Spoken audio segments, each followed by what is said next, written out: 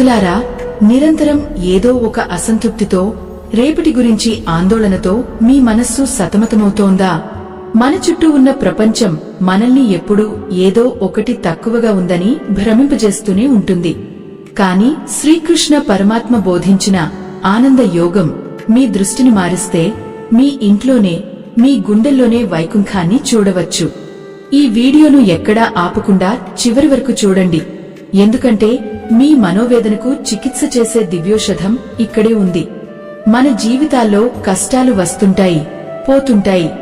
కాని ఆ కష్టాల మధ్యలో కూడా చిరునవ్వుతో ఎలా ఉండాలో నేర్చుకోవడమే నిజమైన విద్య. కృష్ణుడు చెప్పిన ఆనంద యోగం అంటే కేవలం నవ్వడం కాదు, మన ఆత్మను పరమాత్మతో అనుసంధానం చేసి ప్రతి క్షణాన్ని ఒక పండుగలా మార్చుకోవడం. మనం అన్ని ఉన్నా ఆనందంగా ఉండలేకపోవడానికి కారణం మన దృష్టి ఎప్పుడు లేని దానిపైనే ఉండటం. మన మనస్సు ఎప్పుడూ పక్కవారి జీవితాలతో మనల్ని పోల్చుకుంటూ మన దగ్గర ఉన్న అమూల్యమైన సంపదను గుర్తించలేకపోతోంది. ద్వాపర యుగంలో కురుసభలో మహాజ్ఞాని అయిన విదురుడు ఉండేవారు. ఆయన ఎంతటి మేధావి అంటే సాక్షాత్తు ధర్మరాజుకు కూడా దిశానిర్దేశం చేసేవారు. అయితే విదురుడు ఎప్పుడూ రాజభోగాల వైపు చూడలేదు. తన వద్ద ఉన్న చిన్న కుటీరంలోనే ఆయన సంతృప్తిని వెతికారు. ఒకరోజు శ్రీకృష్ణుడు రాయబారిగా హస్తినకు వచ్చినప్పుడు దుర్యోధనుడు ఎంతో విలాసవంతమైన విందును, బంగారు పళ్లాలను ఏర్పాటు చేశాడు. కాని కృష్ణుడు ఆ అహంకారపూరితమైన విందును తిరస్కరించి నేరుగా విదురుడి నిరుపేద నిలయానికి వెళ్లారు. అక్కడ విదురుడు లేరు, ఆయన భార్య సులభ మాత్రమే ఉంది. కృష్ణుడిని చూసిన వెంటనే ఆమె కలిగిన ఆనందం అంతా ఇంతా కాదు. ఆ సమయంలో ఆమె దగ్గర కేవలం కొన్ని అరటిపండ్లు మాత్రమే ఉన్నాయి. ఆనంద ప్రవస్యలో ఆమె మైమర్చిపోయింది. ఆమె చేతులు వణుకుతున్నాయి, కళ్ళు ఆనంద బాష్పాలతో నిండిపోయాయి. ఆ ప్రవస్యలో ఆమె పండు లోపల ఉన్న గుజ్జును పక్కన పడేసి కేవలం తొక్కలను మాత్రమే కృష్ణుడికి తినిపించడం మొదలుపెట్టింది. ఆశ్చర్యం ఏమిటంటే ఆ జగన్నాటక సూత్రధారి ఎంతో ఇష్టంగా ఆ తొక్కలనే భుజించారు. ఎందుకంటే ఆయన చూసింది అరటిపండును కాదు, ఆమె హృదయంలో ఉన్న నిర్మలమైన ఆనందాన్ని, భక్తిని. ఆ ఆనందమే ఆనంద యోగం యొక్క మూలబిందువు. మనం కూడా మన జీవితంలో ఎదురయ్యే చిన్న చిన్న విషయాల్లో పరమాత్మను చూసినప్పుడు లోకంలోని కష్టాలు మనల్ని తాకవు. ఉన్నదానిలో తృప్తి చెందడమే కాకుండా ఆ తృప్తిని 10 మందికి పంచడంలోనే నిజమైన సంతోషం దాగి ఉందని కృష్ణుడు తన చేతలతో నిరూపించారు. సమస్యలు అనేవి మేఘాల వంటివి, అవి వచ్చి పోతూ ఉంటాయి. కాని మీలోని ఆత్మ సూర్యుడిలాంటిది, అది ఎల్లప్పుడూ ప్రకాశిస్తూనే ఉండాలి. ఈ అద్భుతమైన స్థితిని మనం ఎలా చేరుకోవాలి?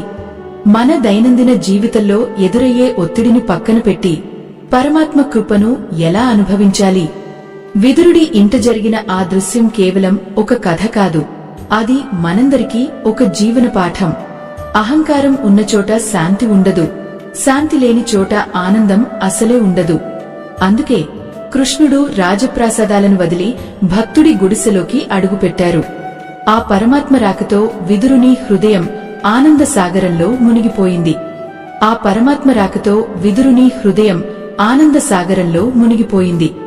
మన జీవితంలో కూడా ఆనందం అనేది బయట దొరికే వస్తువు కాదు, అది మన లోపల పుట్టే ఒక అనుభూతి.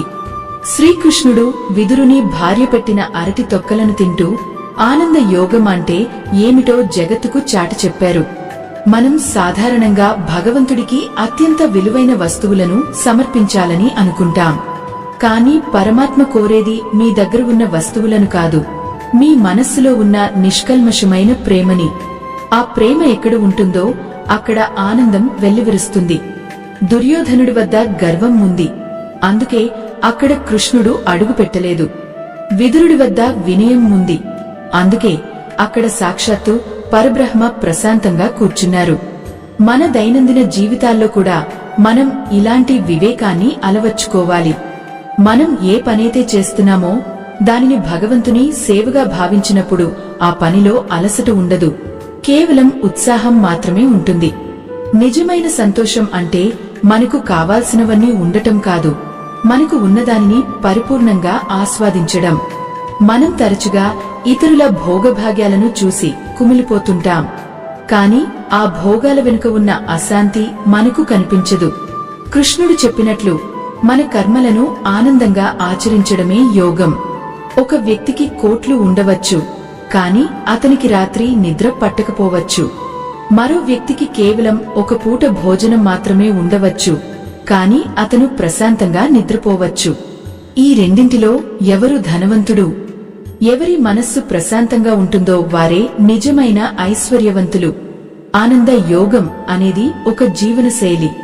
అది మనకు కష్టాలలో కూడా స్థితప్రజ్ఞతను ప్రసాదిస్తుంది. మనం నిత్యం ఎదుర్కొనే ఒత్తిళ్లు, ఆందోళనలు కేవలం తాత్కాలికమైనవి అని గుర్తించినప్పుడు మనలోని ఆనందం ఆవిర్భవిస్తుంది. శ్రీకృష్ణుడు కురుక్షేత్ర యుద్ధం జరుగుతున్నప్పుడు కూడా చిరునవ్వుతోనే ఉన్నాడు. అది ఎలా సాధ్యం? ఎందుకంటే ఆయనకు ఫలితం మీద ఆశ లేదు, కేవలం ధర్మం మీద దృష్టి ఉంది. మనం కూడా మన జీవిత యుద్ధంలో కృష్ణుడిని సారథిగా చేసుకుంటే ఆ ఆనందం మన సొంతమవుతుంది. ప్రతి ఉదయం నిద్రలేవగానే భగవంతునికి కృతజ్ఞతలు చెప్పుకోవడం ప్రారంభించండి. మనకు లభించిన ఈ మానవ జన్మ, మన చుట్టూ ఉన్న ఆత్మీయులు, మనకు లభించే ఆహారం, ఇవన్నీ భగవంతుని ప్రసాదాలే. ఈ భావన మీలో కలిగినప్పుడు మీ హృదయం తేలికపడుతుంది. విదురుని భార్య సులభ ఆనంద పరవశంలో తొక్కలను ఇస్తున్నా కృష్ణుడు ఎందుకు కాదనలేదు? ఎందుకంటే ఆ తొక్కలలో ఆమె చూపిన శ్రద్ధ, భక్తి మిళితమే ఉన్నాయి. అదేవిధంగా మనం చేసే చిన్న పనిలో కూడా మనస్ఫూర్తిగా ప్రేమను జోడించినప్పుడు అది దైవకార్యంగా మారుతుంది. లోకంలో ఉన్న సంపద అంతా ఒక ఎత్తు, మనసులో కలిగే తృప్తి ఒక ఎత్తు. ఈ తృప్తిని పొందినవాడే లోకంలో అత్యంత అదృష్టవంతుడు. మన చుట్టూ ఉన్న ప్రకృతిని చూడండి. చెట్లు ఫలాలను ఇస్తాయి కాని అవి ఏనాడు ప్రతిఫలాన్ని ఆశించువు. అందుకే అవి ఎప్పుడూ కళకళలాడుతూ ఉంటాయి. మనం కూడా మన బాధ్యతలను నిస్వార్థంగా నిర్వహించినప్పుడు ఆనంద యోగం మన జీవితాల్లో వెలుగులు నింపుతుంది. ఈ దివ్యమైన మార్గంలో ప్రయాణించడం అంటే మనల్ని మనం కనుగొనడమే. మన ఆనందానికి ఇతరుల ప్రమేయం అవసరం లేదని గుర్తించినప్పుడే మనం నిజమైన స్వేచ్ఛను పొందుతాము. మన ఆనందానికి ఇతరుల ప్రమేయం అవసరం లేదని గుర్తించినప్పుడే మనం నిజమైన స్వేచ్ఛను పొందుతాము. ఆ స్వేచ్ఛను అనుభవించిన విదురుడి భార్య సులభ లోకాన్నే మర్చిపోయింది. కొద్దిసేపటికి విదురుడు తన కుటీరానికి చేరుకున్నాడు. అక్కడ సాక్షాత్తు శ్రీకృష్ణ పరమాత్మ తన భార్య చేతితో ఇస్తున్న అరటి తొక్కలను ఎంతో ఇష్టంగా భుజించడం చూసి విస్తుపోయాడు. కృష్ణ, ఏమిటిది? నా భార్య పరధ్యానంలో తొక్కలను ఇస్తుంటే నువ్వు కూడా వాటినే తింటున్నావా అని విదురుడు ఆశ్చర్యంగా అడిగాడు. అప్పుడు కృష్ణుడు చిరునవ్వుతో, విదురా, రాజభవనాల్లో నాకు లభించిన షడ్రుచోపేతమైన విందుల కంటే ఈ అరటి తొక్కలే ఎంతో రుచిగా ఉన్నాయి. ఎందుకంటే ఇందులో నీ భార్య హృదయపూర్వకమైన అనురాగం ఉంది అని అన్నాడు. ఈ మాటలు విన్న విదురుడి కళ్లలో నీళ్లు తిరిగాయి. ఆ క్షణమే ఆయనకు ఆనంద యోగం యొక్క అసలైన అర్థమైంది.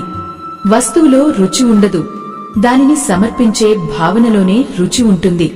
మనం చేసే ప్రతి పనిని దైవార్పితం చేసినప్పుడు ఆ పని యొక్క ఫలితం ఏదైనా అది మనకు ఆనందాన్నే మిగిలిస్తుంది. ఆనంద యోగం అంటే ఫలితం గురించి చింతించకుండా వర్తమానంలో జీవించడం. మనం రేపటి గురించి ఆందోళన చెందుతూ నేడు మన దగ్గర ఉన్న ఆనందాన్ని కాలదనుకుంటున్నాము. ఈ అద్భుతమైన జ్ఞానాన్ని మరింత మందికి చేరవేయడానికి మీ సహకారం మాకు ఎంతో అవసరం. మీకు ఈ సందేశం నచ్చినట్లయితే మా ఆధ్యాత్మిక కృషిని ప్రోత్సహించడానికి ఇక్కడ కనిపిస్తున్న చిత్రము ద్వారా మీ వంతు ఆర్థిక సహకారాన్ని అందించవచ్చు. మీ చిరు సహకారం ఈ ప్రయాణాన్ని మరింత ముందుకు తీసుకువెళుతుంది. జీవితంలో మనం ఎదుర్కొనే సమస్యలు కేవలం మనల్ని పరీక్షించడానికి వస్తాయి. ఆ పరీక్షలలో నెగ్గాలంటే కృష్ణుడిని మన తోడుగా ఉంచుకోవాలి. కృష్ణుడు చెప్పిన ఆనంద యోగం ప్రకారం మన మనస్సు ఎప్పుడూ ప్రశాంతమైన సముద్రంలా ఉండాలి. పైన అలలు ఎగసిపడుతున్నా లోపల మాత్రం నిశ్చలంగా ఉండాలి. ఈ లోకంలో ఏదీ శాశ్వతం కాదు. మన శరీరాలు, మన ఆస్తులు, మన హోదాలు ఇవన్నీ కాలక్రమంలో మారిపోతాయి. కాని మన ఆత్మ పొందే ఆనందం మాత్రం చిరస్థాయిగా ఉంటుంది. విదురుడి భార్య సులభకు ఏమీ లేకపోయినా ఆమె వద్ద పరమాత్మ పట్ల అచంచలమైన నమ్మకం ఉంది. ఆ నమ్మకమే ఆమెను ఆనంద స్వరూపిణిని చేసింది. మనం కూడా మన దగ్గర ఉన్న దానితో తృప్తి చెందడం నేర్చుకోవాలి. ఇతరులను చూసి అసూయపడటం మానేసి మన ఎదుగుదలపై మనం దృష్టి పెట్టాలి. ఎదుటివారి కష్టాల్లో తోడుగా నిలిచినప్పుడు మన హృదయం ఎంతో తేలికపడుతుంది. ఆనంద యోగం అనేది ఒక నిరంతర ప్రయాణం. ప్రతిరోజు కొత్తగా మొదలయ్యే అవకాశం మనకు దొరుకుతుంది. ఆ అవకాశాన్ని అందిపుచ్చుకుని మన చుట్టూ ఉన్న ప్రపంచాన్ని ప్రేమతో నింపేయాలి. కృష్ణుడు మనకు నేర్పిన ఈ పాఠాన్ని ఆచరిస్తే మన జీవితం ఒక అందమైన కావ్యంలా మారుతుంది. ఏ పరిస్థితిలోనైనా స్థిరంగా ఉండటమే ఆనంద యోగం యొక్క పరమార్థం. మన ఆలోచనలు నియంత్రణలో ఉంటే మన జీవితం మన స్వాధీనంలో ఉంటుంది. ఎప్పుడైతే మన మనస్సు పరమాత్మ చింతనలో నిమగ్నమవుతుందో అప్పుడు భయం అనే మాటకు చోటు ఉండదు. ఈ ప్రశాంతతను మనం అనుభవించినప్పుడు బాహ్య ప్రపంచంలోని అలజడులు మనల్ని ఏమీ చేయలేవు. నిశ్చలమైన మనస్సుతో పరమాత్మను స్మరించుకుంటూ ప్రతి అడుగు ఆనందంగా వేయడమే జీవితం. నిశ్చలమైన మనస్సుతో పరమాత్మను స్మరించుకుంటూ ప్రతి అడుగు ఆనందంగా వేయడమే జీవితం. విదురుడు ఆ రోజు ఒక గొప్ప సత్యాన్ని తెలుసుకున్నాడు.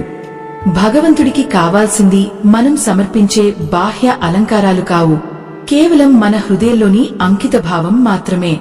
మనం కూడా మన దైనందిన జీవితంలో ఎన్నో పనులు చేస్తుంటాం. ఆ పనులన్నీ కేవలం బాధ్యతలుగానో లేదా భారంగానో కాకుండా ఒక ఆరాధనగా భావించినప్పుడు మనకు అలసట అనేది రాదు. ఆనంద యోగం అంటే మనల్ని మనం ప్రేమించుకోవడం, మన చుట్టూ ఉన్న ప్రతి జీవిలో ఆ కృష్ణ పరమాత్మను చూడటం. ఎప్పుడైతే మనం నిస్వార్థంగా ఇతరులకు మేలు చేయాలని తపిస్తామో అప్పుడు మనలోని ఆత్మ పరమానందాన్ని పొందుతుంది. శ్రీకృష్ణ పరమాత్మ ఈ విశ్వమంతా నిండి ఉన్నాడు. ఆయన లేని చోటు లేదు, ఆయన కరుణ లేని క్షణం లేదు. మరి అలాంటప్పుడు మనం ఎందుకు భయపడాలి? ఎందుకు అనవసరమైన చింతలతో కుమిలిపోవాలి? మనలోని నిరాశను వదిలిపెట్టి ఆశావాదంతో ముందుకు సాగడమే ఈ యోగం యొక్క పరమ రహస్యం. ప్రతిరోజు సూర్యోదయాన్ని చూసి ఆనందించండి. పక్షుల కెలకిలారావాలను వినండి. చిన్న పిల్లల నిష్కల్మషమైన నవ్వుల్లో పరమాత్మను వెతకండి.